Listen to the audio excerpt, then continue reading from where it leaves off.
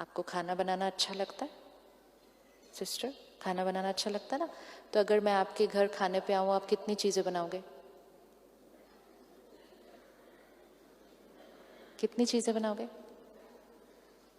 जल्दी जल्दी कितनी चीजें बनाओगे? 5 चीजें बनाने वाली हूं मेरे लिए। क्यों?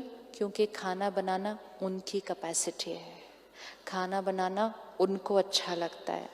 अब मैं प्यार से चली गई, मैंने नहीं बोला था 5 चीजें बनाओ, लेकिन उन्होंने अपनी क्षमता से बनाई, अपनी कैपेसिटी, अपने संस्कार। हमने खाना खाया, बहुत मजा आया। अगले हफ्ते वो मेरे घर आई,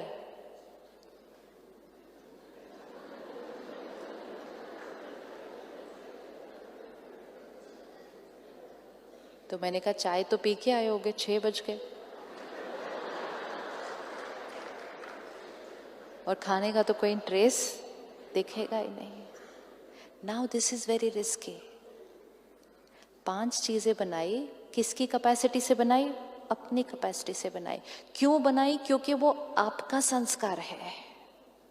लेकिन आपने ये एक्सपेक्ट किया जब आप मेरे घर आएंगे तो मैं भी उतनी चीजें बनाऊंगी, और क्योंकि मैंने नहीं बनाई तो आप हर्ट हो गए,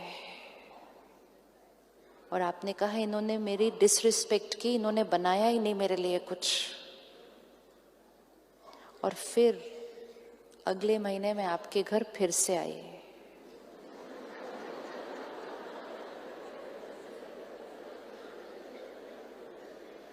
अब क्या बनाओगे? अब क्या बनाना है?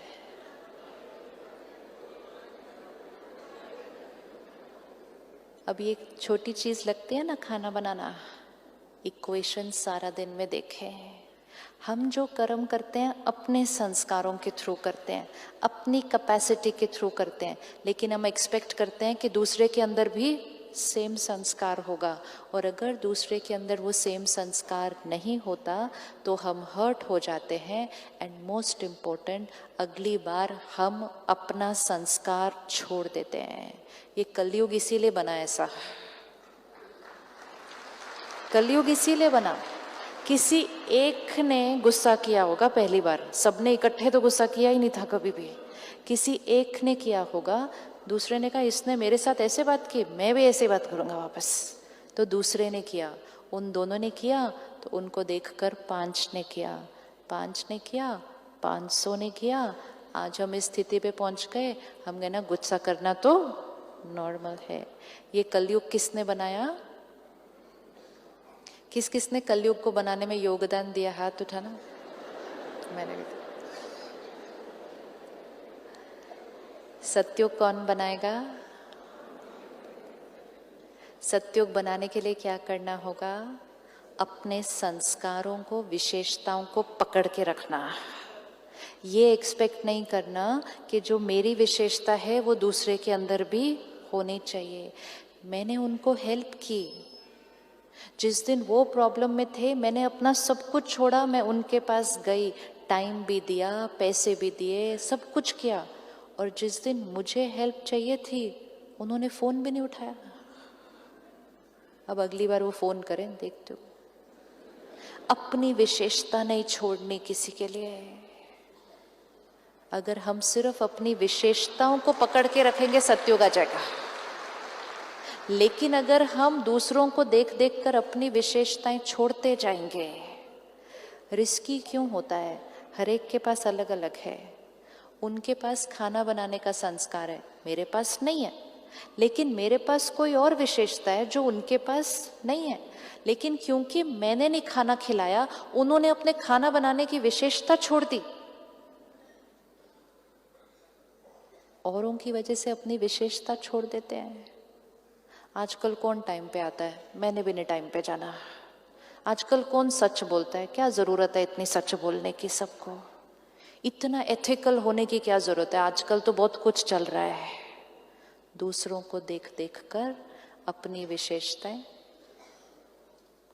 क्योंकि हमने एक्सपेक्ट किया जो मेरी विशेषता है वो सबके अंदर होगी, ऐसा होने वाला नहीं। एक्सपेक्टेशन नेचुरल है, एक्सपेक्टेशन नेचुरल है? नहीं। तो क्या नेचुरल है? एक्सेप्टेंस, कि उनकी विशेषता मेरी विशेषता अलग, उनका संस्कार मेरा संस्कार अलग।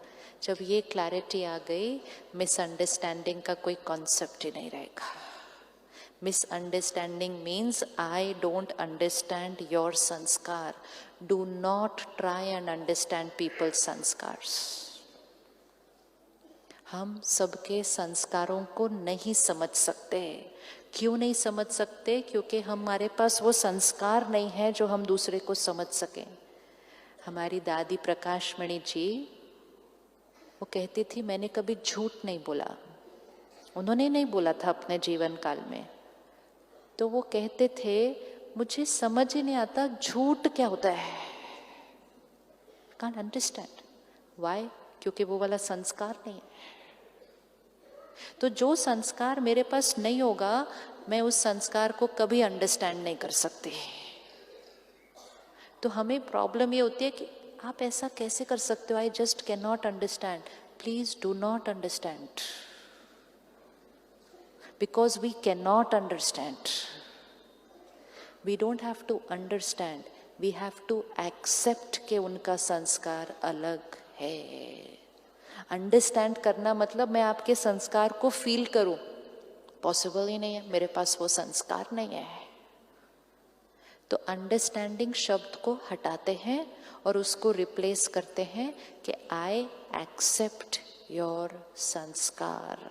तो मिसअंडरस्टैंडिंग शब्द खत्म।